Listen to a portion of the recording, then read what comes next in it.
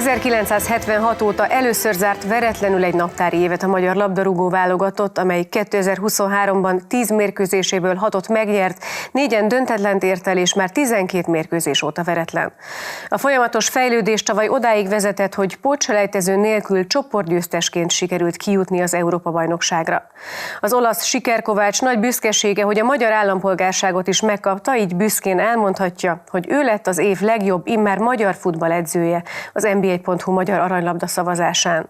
A szabadságát töltő Rossival még tavaly év végén beszélgettünk az elismerésről. For me is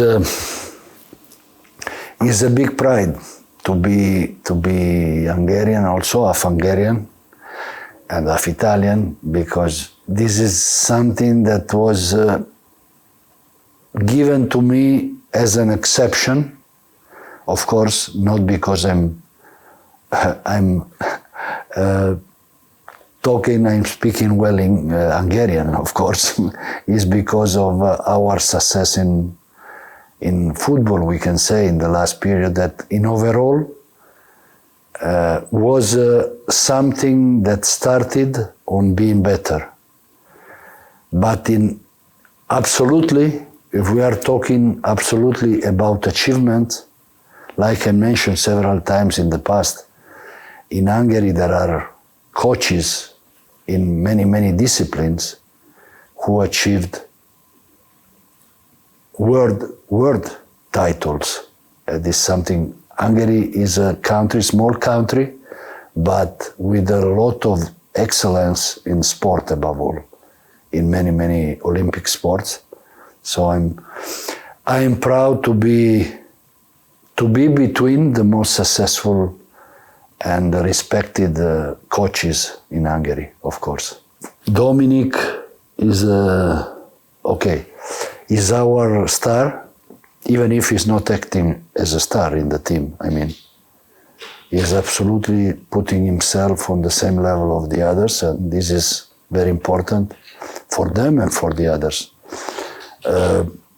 Is our top players. We have also some other one, but Dominic in this moment is on the cover page. I think that he could develop even more in the future. I don't know if in the European panorama of clubs, Liverpool is the top of the top, but I think that Dominic in a couple of years could really be a top player. So why not? It's depending on how many titles he could achieve with this club. It's depending also if it will be able in the future to achieve something also with the national team. It's depending, I think, on him. And but if he will follow to be so committed like he is now, and he was also in the past, of course, I think that he could be also in the future. I don't know how much time it will take, but Dominic is a player who is improving year after year. It's a nice surprise for everybody, not only for me. We were convinced of the fact that Barney is able to play football, is able to play with his teammates, is able to play with the team, able to play all the phases of the match, defensive, offensive, of course, transition and everything.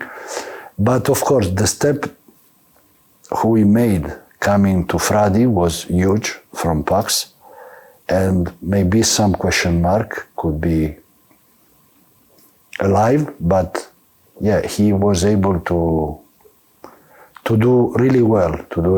It was a surprise for many, and he did in a fantastic way until he was injured.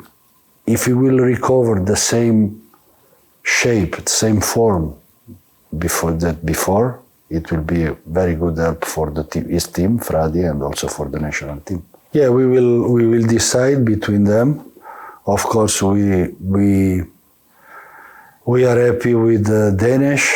Sapanos is doing really well. He saved many times the Pax goal in this season, in this summer season, we can say. And Damian also did well, even changing club, like Sapanos. Gula suffered a very difficult period with this team because he got this injury that could have even more impact on his career. But he recovered well after one infection that was really dangerous.